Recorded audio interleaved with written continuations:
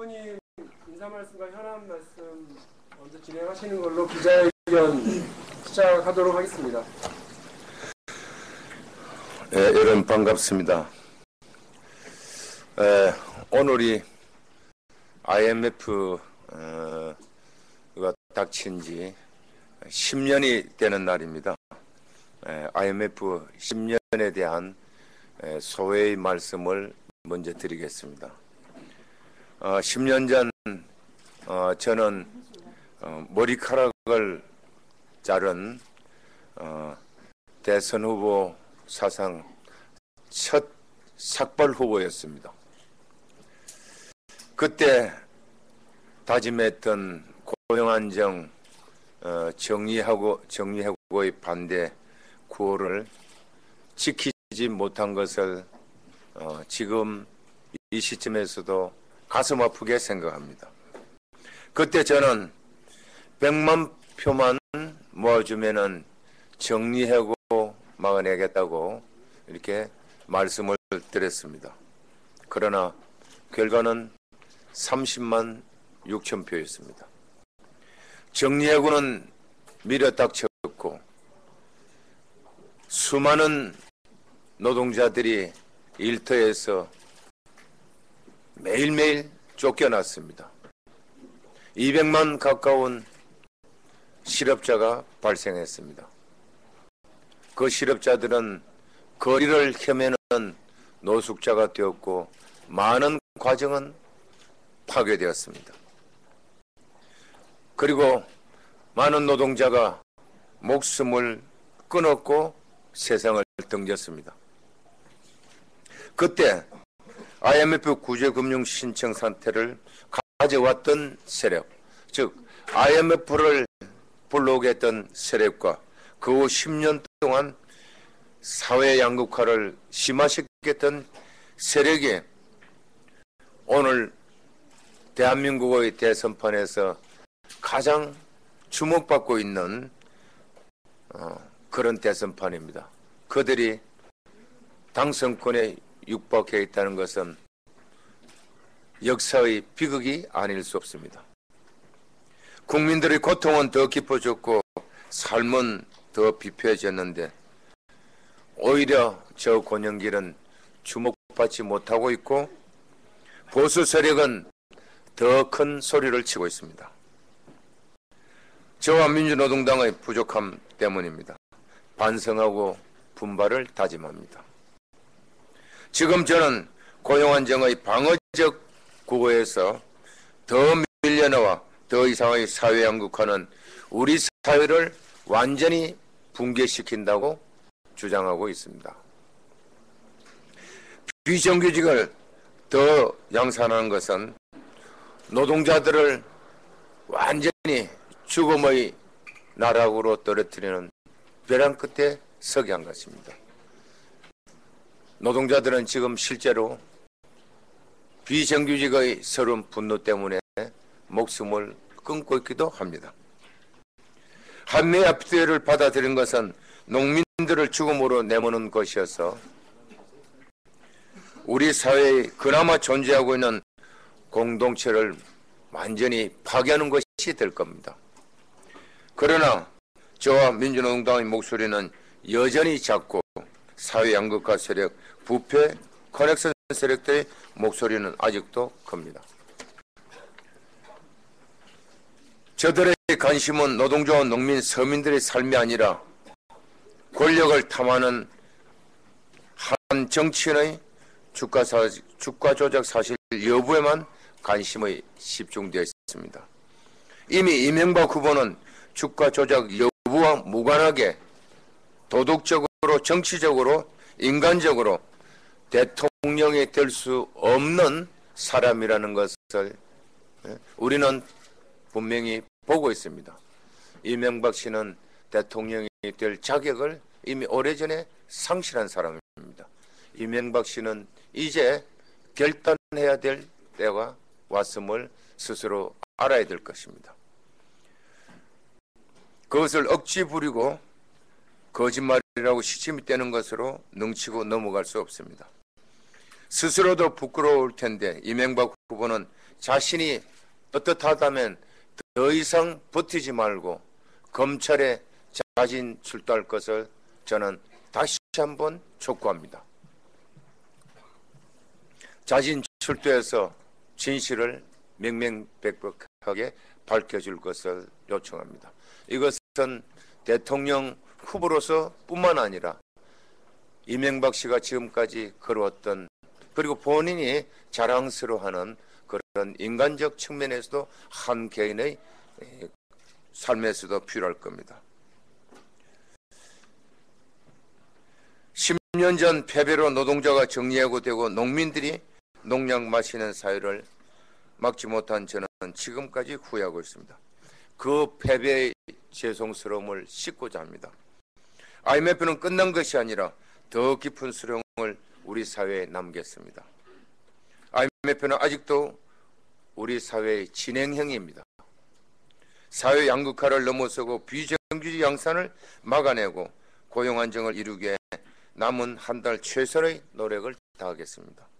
당원들의 열정과 국민들의 지지를 다시 한번 호소드립니다. 저는 삼성 비리 척결하기 위해서 국회에서 반드시 특검을 도입해야 된다고 주장했습니다. 저는 정동연, 문국현 후보와 함께 삼성 특검 도입, 그리고 이번 정기국회 내에서의 처리를 합의한 바 있습니다. 그 정기국회 시한은 이제 며칠 남지 않았습니다.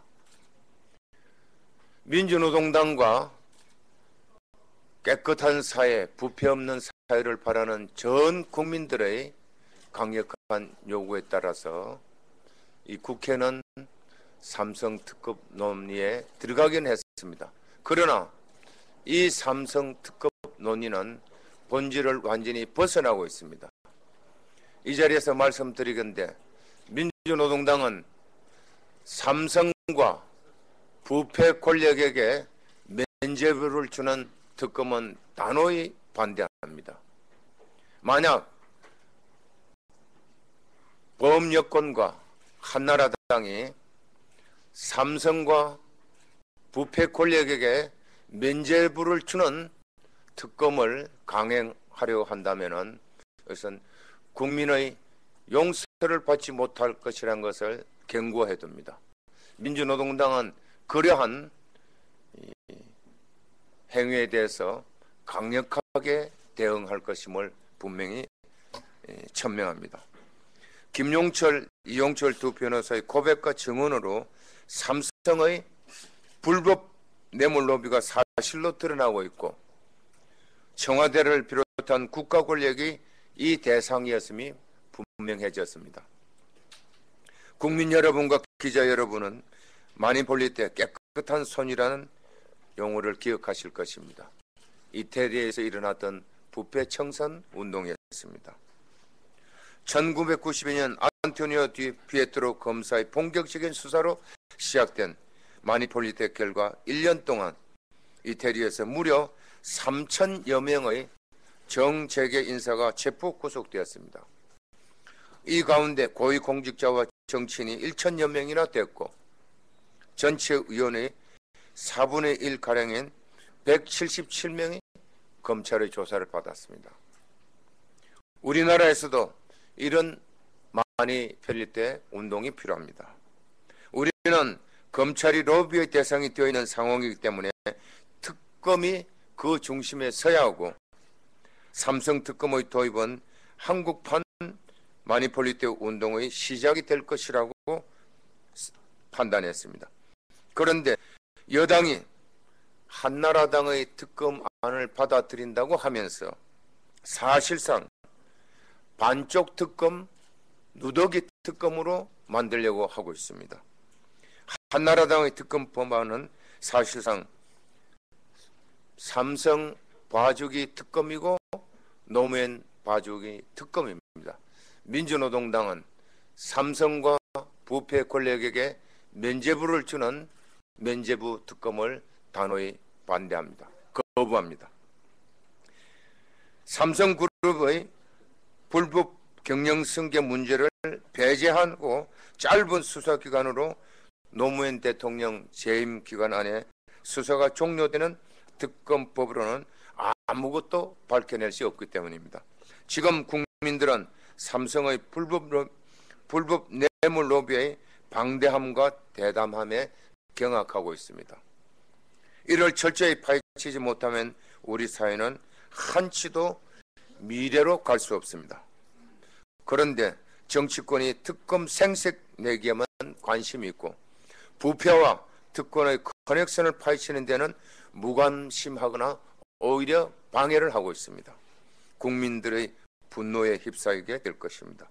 민주노동당은 다시 말씀드리지만은 반쪽 특검, 누더기 특검을 단호하게 거부하고 제대로 된 특검, 부패 커넥션 세력들을 밟은 세곤할 시퍼렇게 날이 선 특검을 도입하도록 해 한국판 마니폴리티 운동을 전개해 나가겠습니다. 여당의 이후 태도를 보면서 자세한 원내 방침을 전개해 나가겠습니다. 이제 오늘 발표하기로 되었던 민주노동당의 차별금지 공약에 대한 말씀을 드리겠습니다.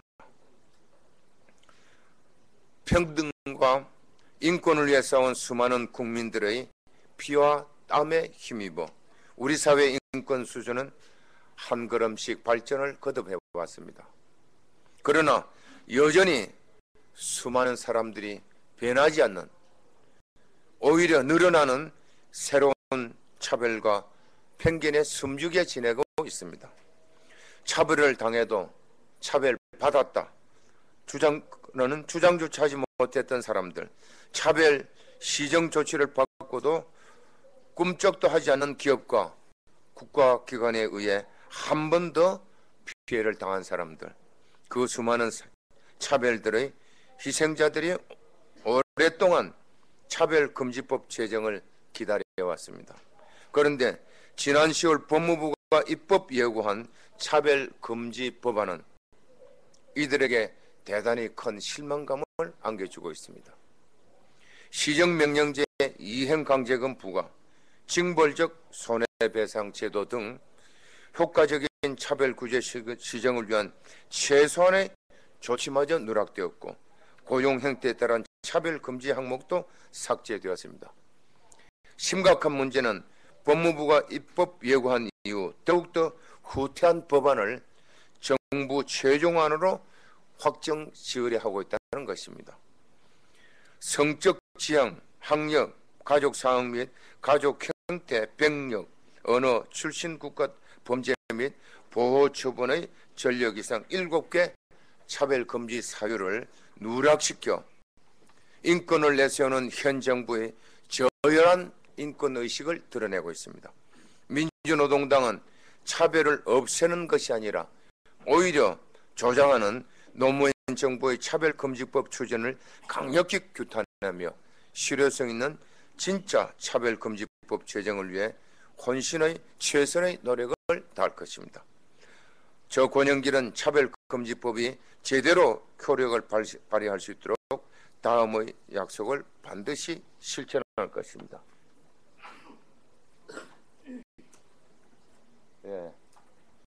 핵심적인 사항만 말씀드리겠습니다. 조금 전에 말씀드렸지만 정부가 지금 추진하려고 하고 있는, 그리고 국회에서 입법하고 하려는 차별금지법은 차별금지를 없애는 것이 아니라 차별받는 수많은 사람들을 분노케 하는 법입니다. 그 법을 대처하는 민주노동당의 올바른 법 내용을 말씀드리겠습니다. 첫 번째로 올바른 차별금지법을 제정을 하겠습니다. 두 번째, 사회적 차별 시정을 위한 관계부처 합동 대국민선언을 채택하도록 하겠습니다. 이것은 법이 마련되어도 지금 부처 간의 이기주의 때문에 이 법이 제대로 시행될 수 없기 때문에 모든 관계부처가 합동으로 국민들에게 이 법을 철저히 이행하겠다 하는 것을 말씀드리는 겁니다. 세 번째, 각 사회 영역의 차별 감시 시정 모니터링을 위한 범사회적 연대기구를 구성하겠습니다. 시민사회단체 그리고 차별받는 사람들이 참여하는 범사회적 연대기구가 구성될 때만이 이 법이 제대로 시행될 수 있고 우리 사회는 차별받지 않은 사회로 나아가게 될 겁니다. 네 번째, 미갈 국제인권조약을 즉시 비준하도록 하겠습니다. 우리 사회는 지금 국제사회가 요구하고 있는 그 국제인권조약을 비준하지 않고 있습니다. 네 가지 사항이 있는데 그것을 즉각 비준하도록 하겠습니다. 각종 유보조항 철회를 위한 국내 제도를 반드시 개선해 나가겠습니다. 이 부분을 그래서 우리는 6대 영역, 6대 영 성적 지향 및 성별 정책, 학력 학벌, 가족 형태, 출신 국가, 이 병력은 병관련 병력을 말하고 있습니다. 병력, 범죄, 보호, 처분절, 이 병력을 세부적으로 나눠서 25개 차별 건절 대책을 이렇게 마련했습니다. 그래서 이 부분은 나눈 자료 속에 있기 때문에 참고를 해 주시기 바랍니다. 그래서 민주노동당은 이 6대 영역에 걸친 25개 차별사를 반드시 건절하겠다. 그러기 위해서 이 현재 노무현 정부가 추진하려고 하고 있는 이 차별금지법은 껍데기 법이기 때문에 이것을 폐기하고 올바른 법을 만들어내겠습니다. 올바른 법을 만들어낸 다음 관계 부처 장관들이 국민 앞에서 이 법을 철저히 이행하겠다는 대국민 선언을 하게 하고 그리고 민간단체 차별받는 당사자들이 참여한 범국민 사회기구를 구성해서 철저히 이행하도록 하겠습니다. 감사합니다. 예, 이것으로 준비된 기자회견은 모두 마쳐 있습니다. 그 기자회견과 관련해서 여러분들 질문 있으십니까? 공약에서 마무리 발언을 다시 한번 드리겠습니다. 민주노동당과 저 권영길은 단보다 인권 선진국이라는 호칭을 자랑스럽게 여기는 대통령이 될 것입니다. 대한민국에서 살아가는 모든 인간이 성별, 장애 여부, 출신 국가와 민족, 성, 정체성, 학력 등 어떤 이유로 자신이 누려야 할 인권이 제한받지 않는 나라, 누구나 자신이 가장 능력을 최대한 발휘하고 존중받을 수 있는 사회를 만들어 나갈 것입니다. 올바른 차별금지법 제정은 이러한 차별 없는 나라로 가는 마지막 관문이 아니라 출발점이란 사실을 잊지 않고 있습니다. 국민 여러분께서도 민주노동당과 함께 대한민국이 차별 없는 나라가 되도록 동참해 주실 것을 간곡히 당부드립니다. 감사합니다. 예.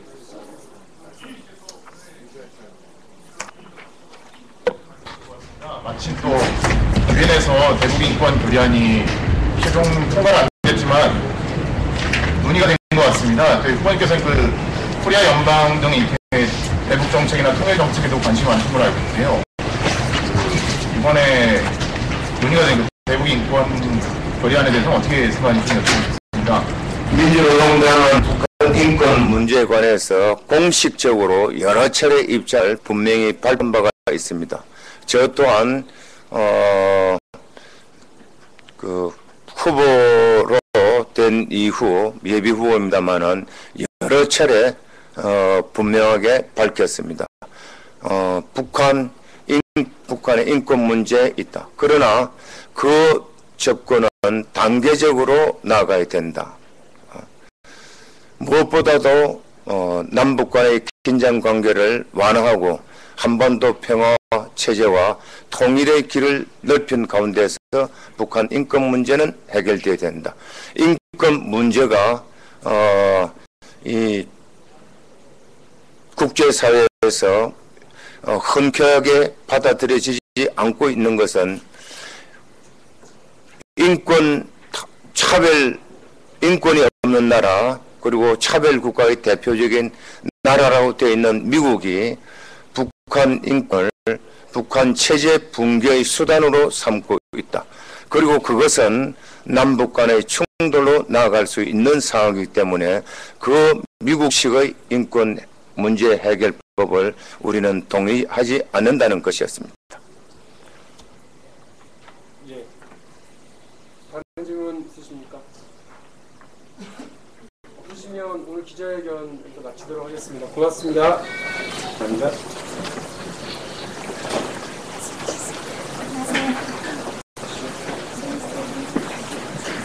이렇게